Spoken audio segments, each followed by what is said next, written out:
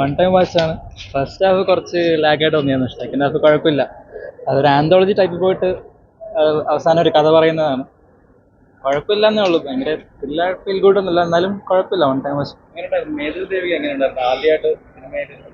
കൊള്ളാം. അഭിനയം എല്ലാവരുടെയും നന്നായിട്ടുണ്ട്. എന്താ ഇടയ്ക്ക് മിസ്സിങ് തോന്നിയിട്ടുണ്ട്, പക്ഷെ എന്നാലും കുഴപ്പമില്ല, കണ്ടിരിക്കാൻ വൺ ടൈം. എല്ലാവരും നല്ല അഭിനയമാണ്. അതൊരു ആന്തോളജി ടൈപ്പ് പോകുന്ന ഒരു ബന്ധമില്ലാതെ നാല് കഥ പറഞ്ഞ് പോകുന്നതാണ്. പിന്നെ അവസാനം അത് ഇങ്ങനെ വരുന്നതാണെന്നുള്ളത് കാണിക്കുന്നുണ്ട്. കുഴപ്പമില്ല, എല്ലാവരും നല്ല അഭിനയം. പൊതുവെ നല്ല പടമായിരുന്നു, പ്രത്യേകിച്ച് അല്ലാതെ പറയുന്നില്ല. കോമഡി അല്ല, ലവിന്റെ ടൈപ്പാണ്. കണ്ടിരിക്കാം. അത്ര വളരെ ടോട്ടലി ഒരു ഡിഫറെന്റ് അപ്രോച്ച് ആയിട്ടുണ്ടായിരുന്നു. എന്തായാലും very happy for seeing such A very nice movie, family oriented movie. Super. അവിടെയാണ് ട്വിസ്റ്റ്. ട്വിസ്റ്റഡാണ്. നല്ല രസമുണ്ട്. എന്തായാലും എല്ലാവരും കാണണം തീർച്ചയായും. ആരുടെയാണ്? വളരെ നല്ലതാണ്. മൂന്നാല് സ്റ്റോറി ആയിരുന്നു, കൊള്ളാം. ഫൈനലിൽ വരുമ്പോൾ നന്നായിട്ട് കാണാനായിട്ട് സുഖമായിട്ടിരുന്നു. കൊള്ളാം, നന്നായി. എല്ലാ കഥാപാത്രങ്ങളും നന്നായിട്ട് പെർഫോം ചെയ്തിട്ടുണ്ട്. എല്ലാം നന്നായിട്ടുണ്ട്. പുള്ളിക്കാരത്തെ ഡാൻസർ ആണല്ലോ, അപ്പം പിന്നെ അവരുടെ പെർഫോമൻസ് അപ്പം മോശമാവാൻ വഴിയില്ല. എന്തായാലും നന്നായിട്ടുണ്ട്. മുന്നേ വരേണ്ടതായിരുന്നു തോന്നുന്നു. നന്നായിട്ടുണ്ട്. പറയേണ്ടത് നല്ല മൂവിയാട്ടോ, കുഴപ്പമില്ല. എനിക്ക് തോന്നുന്നു കുറച്ചും കൂടെ നന്നായിട്ട്. പ്രണയം തന്നെയാണ് ഇതിന്റെ ഒരു. അതെ, നന്നായിട്ടുണ്ട്. നല്ല സിനിമ. അല്ല, ലവ് സ്റ്റോറി 4 ഡിഫറെന്റ് ടൈപ്സിൽ പറയുന്നുണ്ട്. കൊള്ളാം, നല്ല അടിപൊളിയായിട്ട് എടുത്തിട്ടുണ്ട്. അഭിനയം എല്ലാവരും കൊള്ളാം. മസ്റ്റായിട്ട് ഒരു തിയേറ്റർ വാച്ചാണ്. നല്ല സിനിമ. ഫാമിലി സബ്ജക്റ്റ് ആണ്, എല്ലാവർക്കും കാണാൻ പറ്റിയ മൂവിയാണ്. എല്ലാവരും നന്നായിട്ടാണ് ചെയ്തത്. വിചാരിക്കുന്ന പോലെ അല്ല, നമ്മൾ നല്ല സസ്പെൻസ് പോലെ തന്നെയാണ് ലാസ്റ്റ് എൻഡിങ്. വ്യത്യസ്തമായിട്ട് തോന്നും. ഒരു സിനിമകളിൽ നിന്ന് ലാസ്റ്റ് എൻഡിങ് ഒക്കെ നമ്മൾ പ്രതീക്ഷിക്കുന്ന പോലെ അല്ല. അത് നല്ല ഒരു അവസാന എൻഡിങ് ഒക്കെ ഭയങ്കര സർപ്രൈസ് ആയിരുന്നു. എക്സലന്റ്, നല്ലതായിരുന്നു. മേതു ദേവിക മാമിന്റെ ഒക്കെ നമ്മള് വേറെ ഫീൽഡിൽ നിന്നല്ലേ കണ്ടത്. സിനിമയിലോട്ട് വന്നപ്പോൾ ഭയങ്കര ഇൻട്രസ്റ്റിംഗ് ആയിട്ട് തോന്നി. മ്യൂസിക്കും കൊള്ളാം. ഇത് രണ്ടുകൊണ്ട് എനിക്ക് പറയാനുള്ളത്. പിന്നെ തുടക്കത്തിൽ തിരുവനന്തപുരം പത്മനാഭസ്വാമി ക്ഷേത്രം കാണിച്ചിട്ടാണ് തുടങ്ങുന്നത്. അപ്പോൾ അതുകൊണ്ട് തിരുവനന്തപുരംകാരനായതുകൊണ്ട് ഒരു വൈബ് കിട്ടി. ഇടയ്ക്കിടയ്ക്ക് തിരുവനന്തപുരം കാണിക്കുന്നുണ്ട്, അതിൻ്റെ ഒരു വൈബ് ഉണ്ട്. വേറെ പ്രത്യേകിച്ച് പറയാനായിട്ടൊന്നുമില്ല. ഇത് ഓൾറെഡി ഇതൊരു റീമേക്ക് പടമാണല്ലോ, അപ്പോൾ അതുകൊണ്ട് തന്നെ റീമേക്ക് പടമാണെന്നാണ് എനിക്ക് തോന്നുന്നത്. തെലുങ്ക് പടത്തിന് റീമേക്ക് ആണെന്നാണ് തോന്നുന്നത്.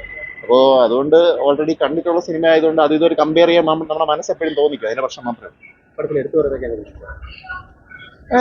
എല്ലാവരും ഓക്കെ ആയിരുന്നു. എനിക്ക് ഹക്കീം ഷക്കീറിന്റെ പെർഫോമൻസ് നന്നായിട്ട് ഇഷ്ടപ്പെട്ടു. ബിജു മേനന്റെ പെർഫോമൻസ് ഓഫ്കോഴ്സ് നന്നായിട്ടുണ്ടായിരുന്നു.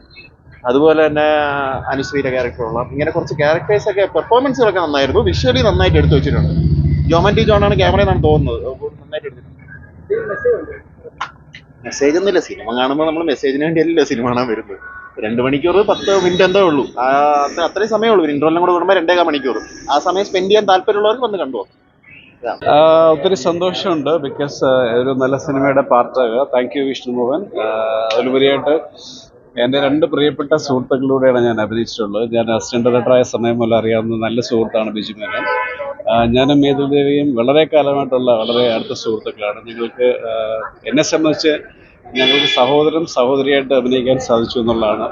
അപ്പോൾ വളരെ നല്ല സുഹൃത്തുക്കളുടെ കൂട്ടത്തിൽ, അതുപോലെ നല്ലൊരു ഡയറക്ടറുടെ കൂട്ടത്തിൽ വളരെ ഡിഫറെൻ്റ് ആയിട്ടുള്ളൊരു ലവ് സ്റ്റോറി മലയാളത്തിന് കൊടുക്കാൻ സാധിച്ചു. ആ ഒരു സിനിമയുടെ പാർട്ടായിട്ടുണ്ട് എന്ന് പറയുന്നതിനകത്ത് ഒരുപാട് സന്തോഷം. ഞാൻ സിനിമ കണ്ടിരുന്നില്ല, സോ എനിക്ക് ഒരു ഐഡിയ ഉണ്ടായിരുന്നില്ല എങ്ങനെ. ചിലപ്പോൾ കുറച്ചായി അത് ഷൂട്ട് ചെയ്തിട്ട് എന്താണ് എങ്ങനെയാണ്, അതുകൊണ്ട് എല്ലാം ഒരു സർപ്രൈസിങ് ആയിരുന്നു എനിക്ക്.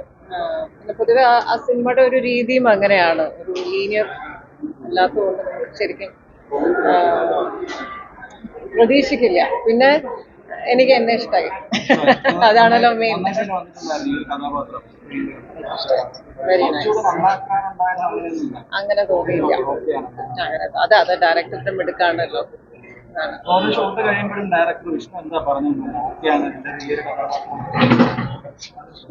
അവര് വളരെ സാറ്റിസ്ഫൈഡ് ആയിരുന്നു. അവരുടെ ടീം വളരെ, നമുക്കറിയാലോ. ഇപ്പം ഞാനൊരു ഡയലോഗ് പറഞ്ഞു കഴിഞ്ഞാൽ എനിക്കൊരു സംശയം ഉണ്ടാവും ഇത് ഓക്കെ ആണോ. അതൊന്നും ഞാൻ പറയും, ഞാൻ ഒന്നും കൂടെ കാണിച്ചു തരാൻ പറയും, ഇത് മതി പറയും. സോ അങ്ങനെ ഒരു ന്യൂ കമർന്ന് എനിക്ക് ആക്ച്വലി ഇത് കണ്ടപ്പോൾ തോന്നിയില്ല, അവർക്കും തോന്നിയില്ല എന്നാണ് ഡബിംഗ് ഒക്കെ എങ്ങനെ ഉണ്ടായിരുന്നു? ഒരു എത്രത്തോളം ചാലഞ്ചിങ് ആയിരുന്നു? അങ്ങനെ എന്തെങ്കിലും ഉണ്ടായിരുന്നു? എനിക്ക് ആദ്യത്തെ 1-2 ഇത് മാത്രം, പിന്നെ എനിക്ക് അതിന്റെ ഒരു ഇത് പിടുത്തം കിട്ടി.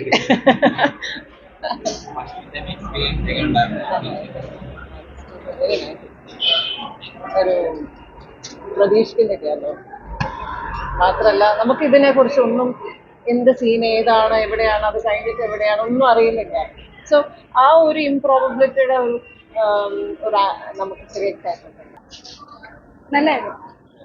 ഇതുവരെ ഇഷ്ടപ്പെട്ടെന്തെങ്കിലും? മേതിൽ ദേവിക മാമിന്റെ തന്നെയായിരുന്നു എനിക്ക് കൂടുതൽ ഇഷ്ടപ്പെട്ട ഭാഗങ്ങളുണ്ടായിരുന്നു. ഫാമിലി ഫാമിലി, അതെ, ഫാമിലി ഓറിയന്റഡ് ഒക്കെയാണ്. അത്രേ ഉള്ളൂ. Love story love story oriented ആണ്, പക്ഷേ ഫാമിലി എന്റർടൈനർ ആണ്. സന്തോഷം. ആസ് എ സ്റ്റുഡൻറ് എനിക്ക് ഭയങ്കര സന്തോഷമായി ചേച്ചിയുടെ ഒരു ഇത് കണ്ടപ്പോഴത്തേക്ക്. വളരെ നല്ല മൂവിയാണ്. എല്ലാവരും എല്ലാ ആർട്ടിസ്റ്റും നന്നായിട്ട് ചെയ്തിട്ടുണ്ട്. ബിജു മേനോൻ ചേട്ടനും എല്ലാവരും ക്ലൈമാക്സ് ഭയങ്കര സസ്പെൻസ് ആയിട്ട് എല്ലാ രീതിയും ഭയങ്കര സസ്പെൻസ് ആയിരുന്നു ആക്ച്വലി. വളരെ നല്ല മൂവിയാണ്.